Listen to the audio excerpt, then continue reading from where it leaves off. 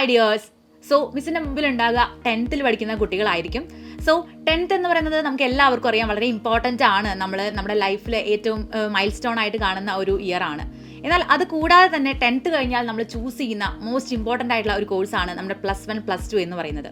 ഈ +1 +2 കോഴ്സിനെ ഡിപ്പെൻഡ് ചെയ്തിരിക്കും നമ്മുടെ ഫ്യൂച്ചർ എങ്ങനെയാകും എന്നുള്ളത് നിങ്ങൾക്ക് മോസ്റ്റ് ഓഫ് എല്ലാവർക്കും അറിയുന്ന കാര്യമാണ് അല്ലേ. നമുക്ക് ഏത് പ്രൊഫഷൻ വേണം, ഏത് കരിയറിലേക്കാണ് നമ്മൾ എത്തിപ്പെടേണ്ടതെന്ന് നമ്മൾ ഏകദേശം നമ്മൾ ചൂസ് ചെയ്യുന്ന ഒരു ഇയർ ആണ്.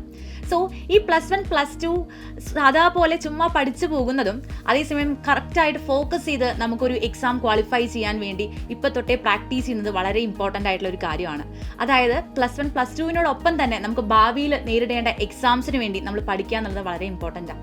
സോ അതിനുവേണ്ടി ബ്രില്യൻ പാല പ്രൊവൈഡ് ചെയ്യുന്ന ഒരു ഗോൾഡൻ ഓപ്പർച്യൂണിറ്റിയാണ് നമ്മുടെ IIT AIIMS 2-year +2 integrated programme എന്ന് പറയുന്നത്. സോ ഈ പ്രോഗ്രാം എന്ന് പറയുമ്പോൾ നമുക്ക് എല്ലാവർക്കും അതിൻ്റെ നെയിം സൂചിപ്പിക്കുന്ന പോലെ IIT എയിംസ് എന്ന് പറയുന്ന പ്രസ്റ്റീജിയസ് ഇൻസ്റ്റിറ്റ്യൂട്ടിൽ നിങ്ങൾക്ക് ഒരു ഡോക്ടർ ആവണം, അല്ലെങ്കിൽ ഒരു എഞ്ചിനീയർ ആവണം, അല്ലെങ്കിൽ ഫ്യൂച്ചറിൽ ഒരു സയൻറ്റിസ്റ്റ് ആ ഒരു മേഖലയിലേക്കോ തിരിയണം എന്ന് ആഗ്രഹിക്കുന്ന കുട്ടികൾക്കായിട്ടുള്ള ഒരു സൂപ്പർ കോഴ്സാണ് ഈ ഒരു കോഴ്സ്. സോ ഈ ഒരു കോഴ്സിലേക്ക് എൻ്റർ ചെയ്യണമെന്നുണ്ടെങ്കിൽ ഒരു സ്ക്രീനിങ് ടെസ്റ്റ് പാസ് ആകണം എന്നുള്ളത് നിങ്ങൾക്ക് എല്ലാവർക്കും അറിയാമല്ലോ. സോ ആ ഒരു സ്ക്രീൻ ടെസ്റ്റ് പാസ് ആകണമെങ്കിൽ അതിൻ്റെ സിലബസ് എന്താണ്, അതിൻ്റെ ഡീറ്റെയിൽഡ് കാര്യങ്ങൾ എന്തൊക്കെയാണ് എന്നുള്ളത് നമ്മുടെ ബ്രില്യൻറ്റിൻ്റെ സൈറ്റിൽ ഓൾറെഡി നമുക്കൊരു ബ്രോഷർ രൂപേണ നമുക്ക് തന്നിട്ടുണ്ട്. സോ അതിലെ ഫിസിക്സിൻ്റെ സിലബസ് ഡിസ്കസ് ചെയ്യാൻ വേണ്ടിയിട്ടാണ് മിസ് ഇവിടെ വന്നിരിക്കുന്നത്. സോ മിസ്സിൻ്റെ പേര് ധനലക്ഷ്മി എന്നാണ്, ഞാൻ ഇവിടുത്തെ ഫിസിക്സ് ഫാക്കൽറ്റിയാണ്. സോ നമുക്ക് അതിലെ ഫിസിക്സിൻ്റെ ഡീറ്റെയിൽഡ് ആയിട്ടുള്ള ആ ഒരു സിലബസ് ഡിസ്കഷനാണ് നമ്മൾ ഇന്ന് ചെയ്യാനായിട്ട് പോകുന്നത്. സോ ഫിസിക്സിൽ നമ്മൾ നോക്കുകയാണെങ്കിൽ, സിലബസ് നോക്കുകയാണെന്നുണ്ടെങ്കിൽ വളരെ ഡീറ്റെയിൽഡ് ആയിട്ട് തന്നെയാണ് സിലബസ് നമുക്ക് പ്രൊവൈഡ് ചെയ്തിരിക്കുന്നത്. നിങ്ങൾക്കത് നോക്കിയാൽ തന്നെ നിങ്ങൾ കഴിഞ്ഞ ക്ലാസ്സുകളിലൊക്കെ പഠിച്ചു വന്ന കാര്യങ്ങൾ തന്നെയാണ് നമ്മളിവിടെ പ്രൊവൈഡ് ചെയ്തിരിക്കുന്നത്. സോ ആ ഒരു ഫിസിക്സിൻ്റെ പ്രത്യേകത എന്ന് പറയുന്നത് നിങ്ങൾക്ക് എല്ലാവർക്കും അറിയാം അല്ലേ.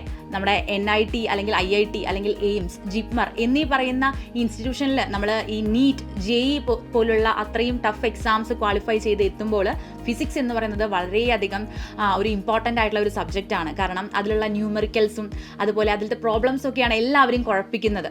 സോ നമുക്ക് ഫിസിക്സ് എന്ന് പറയുന്നത് നമ്മൾ ജസ്റ്റ് ക്രാക്ക് ചെയ്യേണ്ടത് വളരെ ഇമ്പോർട്ടൻ്റ് ആയിട്ടുള്ള ഒരു കാര്യമാണ്. സോ നിങ്ങൾ സിലബസിലേക്ക് നോക്കുകയാണെങ്കിൽ നമുക്ക് ഓൾമോസ്റ്റ് ഒരു 10 ടോപ്പിക്സ് അല്ലെങ്കിൽ 10 ചാപ്റ്റേഴ്സ് പോലെയാണ് നമ്മുടെ സിലബസ് പ്രൊവൈഡ് ചെയ്തിരിക്കുന്നത്. സോ നമ്മൾ തുടക്കത്തിൽ തന്നെ വളരെ ബേസിൽ നിന്ന് തന്നെയാണ് നമ്മൾ സ്റ്റാർട്ട് ചെയ്യുന്നത് നമ്മുടെ സിലബസ്. ദാറ്റ് ഈസ് ഫസ്റ്റ് നമ്മൾ കൊടുത്തിരിക്കുന്ന നമ്മുടെ ടോപ്പിക് എന്ന് പറയുന്നത് മെഷർമെൻറ്റ് ആൻഡ് യൂണിറ്റ്സ് എന്ന് പറയുന്ന ഒരു ടോപ്പിക്കാണ്. സോ നമ്മൾ +2ലേക്ക് കിടക്കുകയാണെങ്കിൽ നമ്മുടെ +1 ആദ്യ ചാപ്റ്ററാണ് മെഷർമെൻറ്റ് ആൻഡ് യൂണിറ്റ്സ് എന്ന് പറയുന്നത്. സോ ആ ചാപ്റ്റർ അത്രത്തോളം ഇമ്പോർട്ടൻ്റ് ആണ്. നമ്മൾ വളരെ ബേസിൽ നിന്ന് തന്നെ നമ്മൾ എന്ത് ചെയ്യണം, നമ്മൾ ഈ ഒരു സ്ക്രീൻ ടെസ്റ്റിൻ്റെ പ്രിപ്പറേഷൻ വരെ സ്റ്റാർട്ട് ചെയ്യണം. സോ നമ്മൾ നോക്കുകയാണെങ്കിൽ ഫിസിക്കൽ ക്വാണ്ടിറ്റീസ് ആണ് നമ്മൾ മെഷർമെൻറ്റ് എന്ന് പറയുന്ന ചാപ്റ്ററിൽ ഫസ്റ്റ് നമ്മൾ സ്റ്റാർട്ട് ചെയ്യാം. സോ നമുക്കറിയാം മെഷർ ചെയ്യാൻ പറ്റുന്ന ക്വാണ്ടിറ്റീസ് ആണ് ഫിസിക്കൽ ക്വാണ്ടിറ്റീസ്. അതിനെ നമ്മൾ രണ്ടായിട്ട് നമ്മൾ ഡിവൈഡ് ചെയ്തിട്ടുണ്ട് അല്ലേ, ഫണ്ടമെൻ്റൽ ക്വാണ്ടിറ്റീസും അതുപോലെ ഡിറൈവ്ഡ് ക്വാണ്ടിറ്റീസും.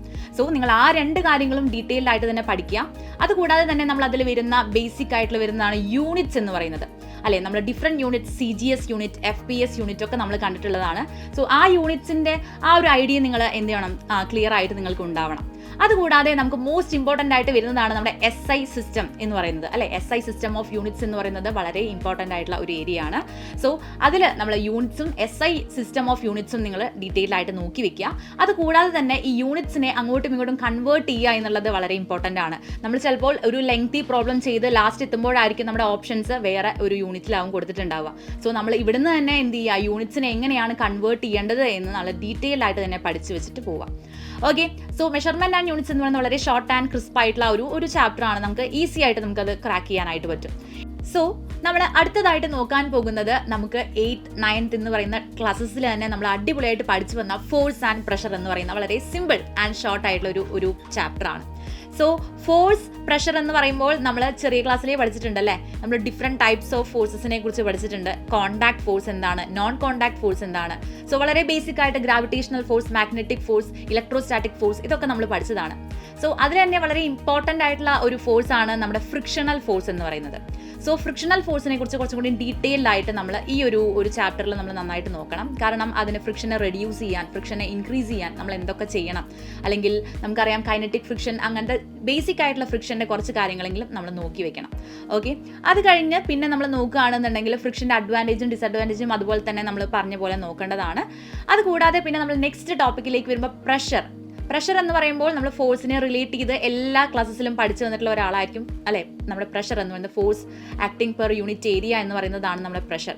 സോ പ്രഷറിൻ്റെ ഒരു ഡെഫിനേഷൻ, ബേസിക് ഡെഫിനേഷൻസ്, അതുപോലെ ഫോഴ്സിൻ്റെ ആണെങ്കിലും പ്രഷറിൻ്റെ ആണെങ്കിലും SI യൂണിറ്റ് എന്താണ്, അതുപോലെ ഡിഫറെൻറ്റ് സിസ്റ്റത്തിൽ അതിൻ്റെ യൂണിറ്റ്സ് വരുന്നത് എന്താണ്, അതുപോലെ ത്രസ്റ്റ് എന്ന് പറയുന്ന കോൺസെപ്റ്റ് എന്താണ്, അതും നമ്മൾ നന്നായിട്ട് നോക്കി വെക്കേണ്ടതാണ്. അല്ലാതെ ഈ പ്രഷർ തന്നെ നമുക്കറിയാം സോളിഡ്സിലും ലിക്വിഡ്സിലും അതുപോലെ തന്നെ നമ്മുടെ എയർ അല്ലെങ്കിൽ ഗ്യാസസിൽ ആക്ട് ചെയ്യുന്നതിനെ കുറിച്ച് നമ്മൾ ഡിഫറെൻറ്റ് കേസസ് ആയിട്ട് നമ്മൾ പഠിച്ചിട്ടുണ്ടാവും. സോ അതും നമ്മൾ നോക്കി വെക്കേണ്ടതാണ്.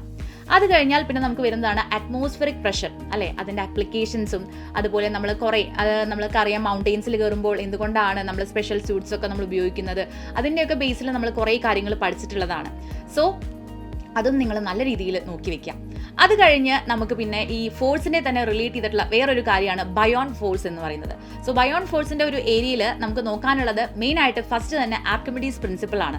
നമുക്ക് എല്ലാവർക്കും അറിയാം അതൊരു ഇമ്പോർട്ടൻ്റ് ആയിട്ടുള്ള പ്രിൻസിപ്പിൾ ആണ്. സോ അത് നിങ്ങൾ നല്ല രീതിയിൽ നോക്കി വെക്കുക. അതിൻ്റെ ആപ്ലിക്കേഷൻസ് ആണെങ്കിലും എല്ലാം നിങ്ങൾ നോക്കേണ്ടതാണ്. ദെൻ നെക്സ്റ്റ് വരുന്നതാണ് ലോസ് ഓഫ് ഫ്ലോട്ടേഷൻ എന്ന് പറയുന്നത്. സോ അതിനോട് റിലേറ്റ് ചെയ്ത് ഡെൻസിറ്റി ആൻഡ് അതുപോലെ തന്നെ റിലേറ്റീവ് ഡെൻസിറ്റി, ആ കോൺസെപ്റ്റുകളും നിങ്ങൾ നല്ല രീതിയിൽ നോക്കേണ്ടതാണ്. ദെൻ നമുക്ക് റിയൽ ലൈഫിൽ നോക്കുകയാണെങ്കിൽ ഷിപ്സിലും സബ്മറൈൻസിലും ഒക്കെ ഈ ഫ്ലോട്ടേഷൻ്റെ കുറേ അധികം ആപ്ലിക്കേഷൻസിന് റിലേറ്റ് ചെയ്തിട്ടുള്ള തിയറട്ടിക്കൽ ക്വസ്റ്റ്യൻസ് ചോദിക്കാനായിട്ട് ചാൻസ് ഉണ്ട്. സോ നിങ്ങൾ അതും നല്ല രീതിയിൽ നോക്കുക. ദെൻ നമുക്ക് അടുത്ത ഒരു ടോപ്പിക് വരുന്നത് laws of motion and equations of motion എന്ന് പറയുന്നതാണ്. സോ ഇത് നമ്മൾ പറഞ്ഞ പോലെ തന്നെ 10th വരെയുള്ള ക്ലാസ്സസിലും വളരെ ഇമ്പോർട്ടൻ്റ് ആണ്. ഇനി അങ്ങോട്ട് പോകുമ്പോൾ +1 +2ലും നമുക്ക് ഈ 2 ടോപ്പിക്സും വളരെ ഇമ്പോർട്ടൻ്റ് ആയിട്ടുള്ള കാര്യമാണ്. സോ ലോസ് ഓഫ് മോഷൻ നമുക്കറിയാമല്ലേ, 3 ലോസ് ഓഫ് മോഷൻ ആണ് നമ്മൾ ന്യൂട്ടൻ്റെ പഠിച്ചിട്ടുള്ളത്. സോ 3 ലോസും 3 ഡിഫറെൻറ്റ് കാര്യങ്ങളാണ് പറയുന്നത്. അതിൻ്റേതായ സബ് ടോപ്പിക്സും ആപ്ലിക്കേഷൻസും ഉണ്ട്. സോ നമുക്ക് ക്വസ്റ്റ്യൻസും അതിനെ റിലേറ്റ് ചെയ്ത് ഇഷ്ടം പോലെ വരാൻ ചാൻസ് ഉള്ള ഒരു ഏരിയ ആണ്. സോ നമ്മുടെ ഫസ്റ്റ് ലോനെ റിലേറ്റ് ചെയ്തിട്ടുള്ള ഇനേർഷ്യ, അതുപോലെ മാസ് എന്താണ്, ആ ഇനേർഷ്യ ആൻഡ് മാസിൻ്റെ ആ ഒരു റിലേഷൻ, അതൊക്കെ നിങ്ങൾ നല്ല രീതിയിൽ നോക്കി വെക്കുക. അതുകൂടാതെ മൊമെൻറ്റം, അതുപോലെ മൊമെൻറ്റത്തിൻ്റെ കൺസർവേഷൻ എന്ന് പറയുന്നത്, അതിനെ റിലേറ്റ് ചെയ്തിട്ടുള്ള ക്വസ്റ്റ്യൻസ് ഇഷ്ടം പോലെ നമുക്ക് ന്യൂമറിക്കൽസ് ആയിട്ടും വരാനുള്ള ചാൻസസ് ഉണ്ട്. ദെൻ അടുത്തത് നമ്മൾ നോക്കുകയാണെങ്കിൽ നമുക്ക് ഇക്വേഷൻസ് ഓഫ് മോഷൻസ് ആണ്. ഇക്വേഷൻസ് ഓഫ് മോഷൻ്റെ ഡെറിവേഷൻ നിങ്ങളൊരു ഷാലോ ആയിട്ട് നോക്കി വെക്കുക. കാരണം നമുക്ക് 10th വരെ അധികം ഡെറിവേഷൻസ് ഒന്നും പഠിക്കാനുണ്ടായിരുന്നില്ല. ബട്ട് ഇനി +1 +2ലേക്ക് പോകുമ്പോൾ നമുക്ക് അതിൻ്റെ ഡീറ്റെയിൽഡ് ഡെറിവേഷൻസ് ഒക്കെ പഠിക്കാനുണ്ട്. പക്ഷേ ഈ ഇക്വേഷൻസ് ഓഫ് മോഷൻസ് യൂസ് ചെയ്ത് ഇഷ്ടം പോലെ ന്യൂമറിക്കൽസ് നമുക്ക് ചോദിക്കാൻ സാധ്യതയുള്ള ഒരു ഏരിയ ആണ്. സോ ഇക്വേഷൻസ് ഓഫ് മോഷൻസ് 3 എണ്ണം നിങ്ങൾ നല്ല രീതിയിൽ പഠിക്കുക. അതിനെ റിലേറ്റ് ചെയ്തിട്ടുള്ള ന്യൂമറിക്കൽസ് കുറേ അധികം വർക്കൗട്ട് ചെയ്ത് നോക്കേണ്ടത് ഇമ്പോർട്ടൻ്റ് ആണ്.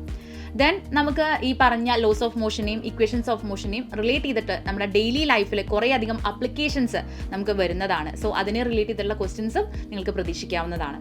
ദെൻ സോ നമ്മളൊരു ഏരിയ നമ്മൾ കവർ ചെയ്തു വന്നു. നെക്സ്റ്റ് ഒരു ടോപ്പിക്കിലേക്ക് നമ്മൾ പോവുകയാണ്, ഇലക്ട്രിസിറ്റി ആൻഡ് മാഗ്നറ്റിസം എന്ന് പറയുന്നത്. സോ നമുക്കറിയാം നമ്മൾ ചെറിയ ക്ലാസ്സിലെ ബേസിസ് തൊട്ട് തുടങ്ങിയതാണ് ഇലക്ട്രിസിറ്റിയുടെ. ദെൻ 10th നമ്മൾ ഇലക്ട്രിസിറ്റി എന്ന് പറയുന്ന ഒരു ഹ്യൂജ് ചാപ്റ്റർ നമ്മൾ പഠിച്ചു നിൽക്കുമ്പോൾ നമുക്ക് ബേസിക് ആയിട്ട് എന്താണ് ഇലക്ട്രിക് കറണ്ട്, ഈ ഇലക്ട്രിക് കറണ്ട് ഫ്ലോ ചെയ്യുന്ന ആ ഒരു പാത്തിനെയാണല്ലോ നമ്മൾ ഇലക്ട്രിക് സർക്യൂട്ട് എന്ന് പറയുന്നത്. സോ സർക്യൂട്ട് ഡയഗ്രത്തിലുള്ള ഡിഫറെൻറ്റ് സിംബൽസ് നമ്മൾ നോക്കി വെക്കേണ്ടത് ഇമ്പോർട്ടൻ്റ് ആണ്. ദെൻ അത് കഴിഞ്ഞ് നമ്മൾ നെക്സ്റ്റ് ലെവലിലേക്ക് വന്നപ്പോഴാണ് നമ്മൾ ഓംസ് ലോ പഠിച്ചത്. ഓംസ് ലോ എന്ന് പറയുന്നത് നമ്മൾ ഫിസിക്സ് ത്രൂ ഔട്ട് നമുക്ക് ആവശ്യമുള്ള ഒരാളാണ് ഓംസ് ലോ അല്ലേ. സോ ഓംസ് ലോ വളരെ ഇമ്പോർട്ടൻ്റ് ആണ്. അതുകൂടാതെ റെസിസ്റ്റൻസിൻ്റെ കോൺസെപ്റ്റ് നമ്മൾ ഓംസ് ലോയിൽ നിന്ന് ഡിറൈവ് ചെയ്ത് എത്തിയിട്ടുണ്ടായിരുന്നു. അപ്പോൾ റെസിസ്റ്റൻസിനെ അഫക്റ്റ് ചെയ്യുന്ന ഫാക്ടേഴ്സ് ഏതൊക്കെയാണ്, അത് നമുക്ക് വളരെ ഇമ്പോർട്ടൻ്റ് ആയിട്ട് ആ ഒരു ഇക്വേഷൻ യൂസ് ചെയ്ത് നിങ്ങൾക്ക് കണ്ടുപിടിക്കാവുന്നതാണ്. ദെൻ അതുകൂടാതെ നമുക്ക് ഈ റെസിസ്റ്റൻസിനെ സീരീസ് ആയിട്ടും പാരലൽ ആയിട്ടും കണക്ട് ചെയ്യാനായിട്ട് സാധിക്കും. സോ അതിനെ റിലേറ്റ് ചെയ്തിട്ടുള്ള കുറേയധികം പ്രോബ്ലംസ് നിങ്ങൾക്ക് വർക്കൗട്ട് ചെയ്ത് നോക്കാവുന്നതാണ്. ദെൻ അത് കഴിഞ്ഞാൽ നമ്മൾ മാഗ്നറ്റിസത്തിലേക്ക് വരികയാണെങ്കിൽ ബേസിക് മാഗ്നറ്റ്സിനെ കുറിച്ച് നമ്മൾ കുറേയധികം പഠിച്ചതായിരുന്നു അല്ലേ. സോ നമുക്ക് നാച്ചുറൽ മാഗ്നറ്റ്സ് എന്താ, ആർട്ടിഫിഷ്യൽ മാഗ്നറ്റ്സ് എന്താ, അതുപോലെ മാഗ്നറ്റ്സിൻ്റെ ഡിഫറെൻറ്റ് പ്രോപ്പർട്ടീസ്, അത് വളരെ ഇമ്പോർട്ടൻ്റ് ആയിട്ടുള്ള ഒരു കാര്യമാണ്. അതുകൂടാതെ മാഗ്നറ്റ്സിനെ അട്രാക്ട് ചെയ്യുന്ന മെറ്റീരിയൽസിനെ നമ്മൾ മാഗ്നറ്റിക് മെറ്റീരിയൽസ് എന്ന് പറയും. അതുപോലെ നോൺ മാഗ്നറ്റിക് മെറ്റീരിയൽസ് ഉണ്ട്. സോ ആ ഒരു ബേസിക് ഐഡിയ നിങ്ങൾ എന്തായാലും ഉണ്ടാക്കി വെക്കുക. ദെൻ നെക്സ്റ്റ് നമ്മൾ നോക്കുകയാണെന്നുണ്ടെങ്കിൽ നമ്മൾ മാഗ്നറ്റിക് ഫീൽഡിനെ കുറിച്ചും മാഗ്നറ്റിക് ഫീൽഡ് ലൈൻസിനെ കുറിച്ചൊക്കെ നമ്മൾ പഠിച്ചതായിരുന്നു. സോ നമുക്ക് നോക്കുകയാണെങ്കിൽ ഒരു ബാർ മാഗ്നറ്റ് കാരണമുള്ള മാഗ്നറ്റിക് ഫീൽഡ് ലൈൻസ് നമുക്ക് നോക്കാം. അതുപോലെ സോളിനോയിഡ് കാരണമുള്ള മാഗ്നറ്റിക് ഫീൽഡ് ലൈൻസിൻ്റെ ആ ഒരു ഫോർമേഷൻ, ഇതൊക്കെ നിങ്ങൾ നല്ല രീതിയിൽ പഠിച്ചു വയ്ക്കാം. ദെൻ അതിനോട് റിലേറ്റ് ചെയ്തിട്ടുള്ള ഒരു അപ്ലിക്കേഷൻ ലെവലിലുള്ള ഒരു ടോപ്പിക്കാണ് magnetic effects of electric current എന്ന് പറയുന്നത്. അതായത് നമ്മുടെ ഇലക്ട്രിസിറ്റിനെയും അതുപോലെ മാഗ്നറ്റിസം എന്ന് പറയുന്ന ആ ടോപ്പിക്കിനെയും റിലേറ്റ് ചെയ്യുന്ന നമ്മുടെ magnetic effect of electric current. അതായത് ഒരു കണ്ടക്ടറിലൂടെ ഒരു കറണ്ട് ഫ്ലോ ചെയ്തിട്ടുണ്ടെങ്കിൽ അവിടെ മാഗ്നറ്റിക് ഇഫക്റ്റുകൾ ഫോം ചെയ്യുന്നുണ്ട് എന്ന് നമ്മൾ ഓൾറെഡി 10th പഠിച്ചതാണ്. സോ അതിനെ ബേസ് ചെയ്തിട്ട് ഒരു കറണ്ട് ക്യാരിയിങ് വയറിൽ അതിന് ചുറ്റുമുണ്ടാകുന്ന മാഗ്നറ്റിക് ഫീൽഡ് അല്ലെങ്കിൽ മാഗ്നറ്റിക് ഇഫക്റ്റ് എന്താണ് എന്നുള്ളത് വളരെ ഇമ്പോർട്ടൻ്റ് ആണ്. അതുകൂടാതെ അതിൻ്റെ ഡയറക്ഷനെ നമ്മൾ കണ്ടുപിടിക്കാൻ വേണ്ടി റൈറ്റ് ഹാൻഡ് തമ്പ് റൂളൊക്കെ നമ്മൾ പഠിച്ചതാണ് അല്ലേ. സോ അതുകൂടാതെ നമ്മൾ സോളിനോയിഡിൻ്റെ കാര്യം പറഞ്ഞു. സോ ഈ ഒരു കറണ്ട് ക്യാരിയിങ് സോളിനോയിഡ് കാരണം ഉണ്ടാകുന്ന മാഗ്നറ്റിക് ഫീൽഡ് എങ്ങനെയാണ് ഫോം ചെയ്യുന്നത്, അതുപോലെ ഇലക്ട്രിക് മോട്ടോർ, ജനറേറ്റർ എന്ന് പറയുന്ന അതിൻ്റെ അപ്ലിക്കേഷൻസ് നിങ്ങൾ എന്തായാലും പഠിച്ചിരിക്കുക. So right hand thumb rule പോലെ തന്നെ അവിടെ കുറേയധികം നമ്മുടെ ഹാൻഡ് റൂൾസ് നമുക്ക് പഠിക്കാനുണ്ടായിരുന്നു. സോ ലെഫ്റ്റ് ഹാൻഡ് റൂളും എല്ലാം നിങ്ങൾ എന്ത് ചെയ്യുക, നല്ല രീതിയിൽ പഠിച്ചു വെക്കുക. ബിക്കോസ് ഇതിൻ്റെ അപ്ലിക്കേഷൻസ് ആയിട്ടാണ് നമുക്ക് ഇലക്ട്രിക് മോട്ടോറും ജനറേറ്ററും ഒക്കെ വരുന്നത്. ദെൻ അത് കഴിഞ്ഞാൽ നമുക്ക് വളരെ ബേസിക് ആയിട്ട് ആ ചാപ്റ്ററിൽ ലാസ്റ്റ് കൊടുത്തിരിക്കുന്നതാണ് ഡൊമസ്റ്റിക് ഇലക്ട്രിക് സർക്യൂട്ട്സ് എന്ന് പറയുന്നത്. നമ്മുടെ വീടുകളിലുള്ള ഇലക്ട്രിക് സർക്യൂട്ട്സിൻ്റെ ബേസിക് ഒരു സ്ട്രക്ചർ നമുക്ക് ടെക്സ്റ്റ് ബുക്കിൽ ഓൾറെഡി പ്രൊവൈഡ് ചെയ്തിട്ടുള്ളതാണ്. സോ നിങ്ങൾ ആ ഒരു ഏരിയയും നല്ല രീതിയിൽ നമ്മൾ നോക്കി വെക്കേണ്ടതാണ്. ദെൻ നമ്മൾ അത് കഴിഞ്ഞിട്ടുണ്ടെങ്കിൽ വളരെ ഇമ്പോർട്ടൻ്റ് ആയിട്ടുള്ള ഒരു നെക്സ്റ്റ് ടോപ്പിക്കിലേക്ക് നമ്മൾ കിടക്കുകയാണ്. That is reflection and refraction of light and it's ഫിനോമിനാസ്. So നമുക്കറിയാം ലൈറ്റ് എന്ന് പറയുന്നത് സ്ട്രെയിറ്റ് ലൈനിലാണ് ഒരു സിംഗിൾ മീഡിയത്തിൽ ട്രാവൽ ചെയ്യുക എന്നുള്ളത്. പക്ഷേ അതിന് ഡിഫറെൻറ്റ് പ്രോസസ്സുകളുണ്ട്, ഫിനോമിനാസ് ഉണ്ട് എന്നുള്ളത് നമുക്കറിയാം അല്ലേ. സോ നമ്മൾ നോക്കുകയാണെന്നുണ്ടെങ്കിൽ ആദ്യം പ്ലെയിൻ മിറർ എടുക്കുകയാണെങ്കിൽ പ്ലെയിൻ മിററിൽ ഉണ്ടാകുന്ന ഇമേജ് ഫോർമേഷൻ, ആ ഇമേജസിനുണ്ടാകുന്ന ആ പ്രത്യേകതകൾ എന്തൊക്കെയാണ്. ഇനി അത് കഴിഞ്ഞ് നമ്മൾ അതിനെ ഒരു സ്പെറിക്കൽ മിറേഴ്സിലേക്ക് എടുത്തു, കോൺകേവ് കോൺവെക്സ് മിററുകളിലേക്ക് എടുത്തിട്ടുണ്ടെങ്കിൽ അവിടെ ഉണ്ടാകുന്ന ഇമേജ് ഫോർമേഷൻ്റെ ഡിഫറൻസസ് എന്താണ്. സോ അവിടെ തന്നെ നമുക്ക് ലോസ് ഓഫ് റിഫ്ലക്ഷൻ എന്നുള്ളത് പഠിക്കാനുള്ള കാര്യമാണ്. സോ അത് കഴിഞ്ഞ് നമ്മളിപ്പോൾ റിഫ്ലക്ഷൻ്റെ ആ ഒരു ടോപ്പിക്സ് മാറ്റി വെച്ചിട്ടുണ്ടെങ്കിൽ റിഫ്രാക്ഷൻ എന്ന് പറയുന്ന ഒരു ടോപ്പിക് വളരെ ഇമ്പോർട്ടൻ്റ് ആണ് അല്ലേ. സോ നമ്മൾ ലെൻസ് എന്ന് പറയുന്നത് നമുക്കറിയാം അതിലൂടെയുള്ള പ്രോസസ്സാണ് നമ്മൾ റിഫ്രാക്ഷൻ എന്ന് പറയുന്നത്. സോ ലെൻസിലും അവിടെ എന്ത് ചെയ്യും, ഇമേജ് ഫോർമേഷൻ നടക്കും. So lens and it's image formation ഒരു ഇമ്പോർട്ടൻ്റ് ആയിട്ടുള്ള ടോപ്പിക്കാണ്. അതുപോലെ തന്നെ അവിടെ നമുക്ക് ലോസ് ഓഫ് റിഫ്രാക്ഷൻ എന്ന് പറയുന്നത് നമുക്ക് പഠിക്കാനുണ്ടായിരുന്നു. 2 ഡിഫറെൻറ്റ് മീഡിയത്തിലൂടെ ലൈറ്റ് ട്രാവൽ ചെയ്യുമ്പോൾ ഉണ്ടാകുന്ന ആ റിഫ്രാക്ഷനെ കുറിച്ചിട്ടുള്ള ഇമ്പോർട്ടൻറ്റ് ലോസ് നിങ്ങൾ നോക്കി വെക്കേണ്ടതാണ്. ദെൻ നമുക്ക് ലൈറ്റിൻ്റെ വേറെ ഫിനോമിനാസ് നോക്കുകയാണെങ്കിൽ ടോട്ടൽ ഇൻറ്റേർണൽ റിഫ്ലക്ഷൻ, ഡിസ്പേർഷൻ, അതുപോലെ സ്കാറ്ററിങ്, അത് നമ്മൾ ഡെയിലി ലൈഫിൽ അതിന് പറ്റാവുന്ന അപ്ലിക്കേഷൻസ് എല്ലാം നിങ്ങൾ നോക്കേണ്ടത് ഇമ്പോർട്ടൻ്റ് ആയിട്ടുള്ള കാര്യമാണ്. ദെൻ അതുകൂടാതെ തന്നെ ലൈറ്റിൻ്റെ ബേസിൽ വരുമ്പോൾ ഒപ്റ്റിക്കൽ ഇൻസ്ട്രുമെൻറ്റ്സ്, നമ്മൾ ടെലിസ്കോപ്പ്, പെരിസ്കോപ്പ് പോലെയുള്ള കുറേ ബേസിക് ഇൻസ്ട്രുമെൻറ്റ്സ് ഉണ്ട്. അത് നിങ്ങൾക്ക് എന്ത് ചെയ്യാം, അതിൻ്റെ സ്ട്രക്ചറും അവിടെ നടക്കുന്ന പ്രോസസ്സുകൾ എന്താണെന്ന് നിങ്ങൾക്ക് ഡീറ്റെയിൽ ആയിട്ട് നോക്കാവുന്നതാണ്. ദെൻ നമ്മൾ നെക്സ്റ്റ് ഒരു ടോപ്പിക്കിലേക്ക് പോകുമ്പോൾ സൗണ്ട്. നമ്മൾ ലൈറ്റ് പോലെ തന്നെ ഇമ്പോർട്ടൻ്റ് ആയിട്ടുള്ള ഒരു എനർജി ഫോമാണ് സൗണ്ട്. സോ സൗണ്ട് ഒരു വേവ് ഫോം ആണ് എന്നുള്ള കാര്യം നമുക്കറിയാം. സോ ഒരു വേവ് എങ്ങനെയാണ് ട്രാവൽ ചെയ്യുക, വേവിൻ്റെ ക്യാരക്ടറിസ്റ്റിക്സ് എന്താണ് എന്നുള്ളതൊക്കെ നിങ്ങൾ എന്തായാലും ബേസിക് ആയിട്ട് പഠിച്ചിട്ടുണ്ടാവും. സോ സൗണ്ടിനെ കുറിച്ച് നോക്കുകയാണെങ്കിൽ പ്രൊഡക്ഷൻ അല്ലെങ്കിൽ അതിൻ്റെ പ്രൊപ്പഗേഷൻ എങ്ങനെയാണ്, നമുക്കറിയാം സൗണ്ട് ഒരു വേവ് ആണ്. അപ്പോൾ അതിൻ്റെ പ്രൊപ്പഗേഷൻ എങ്ങനെയാണ് എന്നുള്ളതും അതെങ്ങനെയൊക്കെയാണ് പ്രൊഡ്യൂസ് ചെയ്യുക എന്നുള്ളതും നിങ്ങൾ എന്തായാലും മസ്റ്റായിട്ട് നോക്കി വെക്കേണ്ടതാണ്. ഇനി ഇങ്ങനെ പ്രൊഡ്യൂസ് ചെയ്തിട്ടുള്ള സൗണ്ട് ഡിഫറെൻറ്റ് മീഡിയത്തിലൂടെ കടന്നു പോകുമ്പോൾ അതിൻ്റെ സ്പീഡിലും അതിൻ്റെ ക്യാരക്ടറിസ്റ്റിക്സിലും ഉണ്ടാകുന്ന ചേഞ്ചസ് നമുക്ക് ഓൾറെഡി പഠിക്കാനുള്ളതായിരുന്നു. സോ നിങ്ങളത് നോക്കി വെക്കേണ്ടതാണ്. ദെൻ അത് കഴിഞ്ഞാൽ ഈ സൗണ്ട് എവിടെയെങ്കിലും പോയി തട്ടി റിഫ്ലക്ട് ചെയ്ത് വരുമ്പോൾ നമ്മൾ അതിനെ എക്കോ എന്ന് വിളിക്കും അല്ലേ. സോ എക്കോ എന്ന് പറയുന്നതിൻ്റെ പ്രത്യേകത എന്താണ്, അപ്പോൾ എക്കോ മിനിമം നടക്കണമെങ്കിൽ എത്ര ഡിസ്റ്റൻസ് വേണം, അങ്ങനെയുള്ള ബേസിക് പോയിന്റ്സ് ഒക്കെ നമ്മൾ ഓൾറെഡി സൗണ്ടിൻ്റെ ചാപ്റ്ററിൽ പഠിച്ചിട്ടുള്ളതാണ്. അടുത്തതാണ് നമുക്ക് സോണാർ ഒരു ഇമ്പോർട്ടൻറ്റ് കാര്യമാണ്. Then structure of human year, കാരണം നമ്മുടെ സൗണ്ട് നമ്മുടെ ചെവിയിലേക്ക് എത്തി അവിടെ നടക്കുന്ന ഫിസിക്സ് പോയിന്റ് ഓഫ് വ്യൂലുള്ള കാര്യങ്ങളും നമ്മൾ സൗണ്ട് എന്ന് പറയുന്ന ചാപ്റ്ററിൽ നമ്മൾ പഠിച്ചിട്ടുള്ളതാണ്. സോ ഇത്രയും കാര്യങ്ങൾ എന്തായാലും നിങ്ങൾ എന്ത് ചെയ്യുക, ഒരു എക്സാം പോയിന്റ് ഓഫ് വ്യൂവിൽ നല്ല രീതിയിൽ പഠിച്ചു വെക്കുക. ദെൻ നമ്മൾ നെക്സ്റ്റ് ഒരു ടോപ്പിക്കിലേക്ക് കിടക്കുമ്പോൾ again work, energy and power എന്ന് പറയുന്ന ഒരു ഹ്യൂജ് ടോപ്പിക്കാണ്. അതും നമുക്ക് +2 ലെവലിൽ നോക്കുകയാണെങ്കിൽ ഒരു ഇമ്പോർട്ടൻ്റ് ആയിട്ടുള്ള ഒരു ബേസ് ആണ്. നിങ്ങളത് നല്ല രീതിയിൽ തന്നെ എന്ത് ചെയ്യുക, നല്ല രീതിയിൽ തന്നെ പ്രിപ്പയർ ചെയ്ത് വെക്കുക. Work, energy, power. സോ അതിൽ പറയുന്ന ഈ 3 കാര്യങ്ങളും വർക്ക് എന്ന് പറയുമ്പോൾ തന്നെ നമുക്ക് വർക്കിൻ്റെ ഡെഫിനേഷൻ പഠിക്കാം, വർക്കിൻ്റെ ഇക്വേഷൻ പഠിക്കാം. അതല്ലെങ്കിൽ ഡിഫറെൻറ്റ് ടൈപ്സ് ഓഫ് വർക്ക് ഉണ്ട് അല്ലേ, positive, negative, zero work done എന്നുള്ളത് നമ്മൾ പഠിച്ചിട്ടുണ്ട്. ദെൻ അടുത്തത് നോക്കുകയാണെങ്കിൽ നമ്മൾ എനർജി നമുക്ക് ഡിഫറെൻറ്റ് ടൈപ്സ് ഓഫ് എനർജി ഉണ്ട്. നമ്മൾ പക്ഷേ നമ്മുടെ ഈ വർക്ക് എനർജി പവറിലും ഇമ്പോർട്ടൻ്റ് ആയിട്ട് പഠിച്ചിട്ടുള്ളതാണ് കൈനറ്റിക് എനർജി, പൊട്ടൻഷ്യൽ എനർജി എന്ന് പറയുന്നത്. സോ കൈനറ്റിക് എനർജിയുടെ ഡെറിവേഷൻ അല്ലെങ്കിൽ കൈനറ്റിക് എനർജിയുടെ കോൺസെപ്റ്റ്, അതുപോലെ പൊട്ടൻഷ്യൽ എനർജിയുടെ ഇക്വേഷൻസും അതുപോലെ അതിൻ്റെ അപ്ലിക്കേഷൻസും ഒക്കെ നിങ്ങൾക്ക് നോക്കാവുന്നതാണ്. ദെൻ അത് കഴിഞ്ഞ് നമ്മുടെ കൈനറ്റിക് എനർജിയുടെ വേരിയേഷൻസ് അല്ലേ, that is difference in kinetic energy that will be equal to work done എന്ന് പറയുന്ന നമ്മുടെ വർക്ക് എനർജി തിയറം എന്ന് പറയുന്നത് വളരെ ഇമ്പോർട്ടൻ്റ് ആയിട്ടുള്ള ഒരു തിയറമാണ്. സോ അതിനെ റിലേറ്റ് ചെയ്തിട്ടുള്ള കുറേയധികം പ്രോബ്ലംസ് നമുക്ക് എന്തായാലും ചെയ്യാനായിട്ടും ഉണ്ടാകും.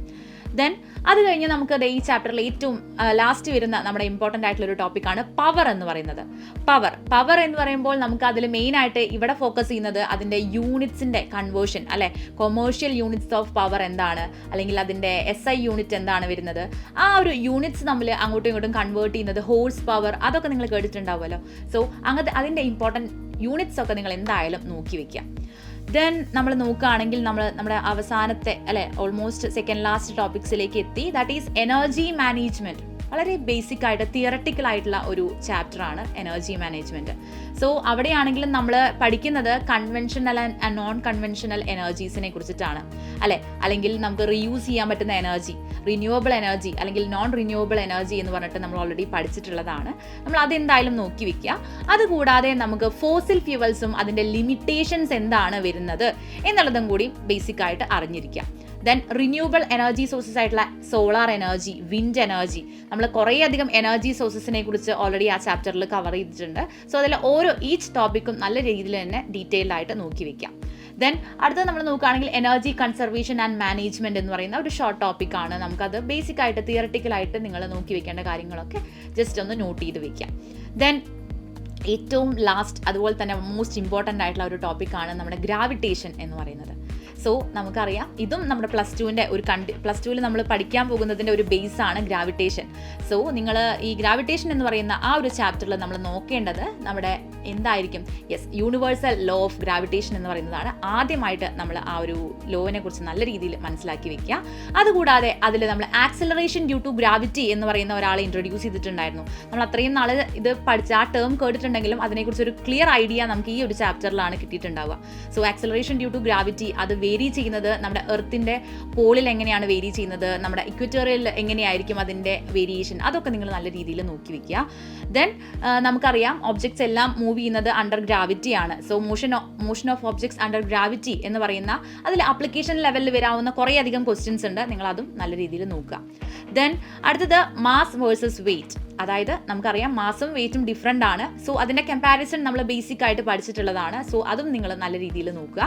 Then free fall and weightlessness എന്ന് പറയുന്ന ഒരു ഷോർട്ട് ടോപ്പിക്, അത് നമുക്ക് എല്ലാവർക്കും അറിയാവുന്ന വളരെ ബേസിക് ആയിട്ടുള്ള ഒരു ടോപ്പിക്കാണ്. അതും നിങ്ങൾ എന്ത് ചെയ്യുക, നല്ല രീതിയിൽ നോക്കുക.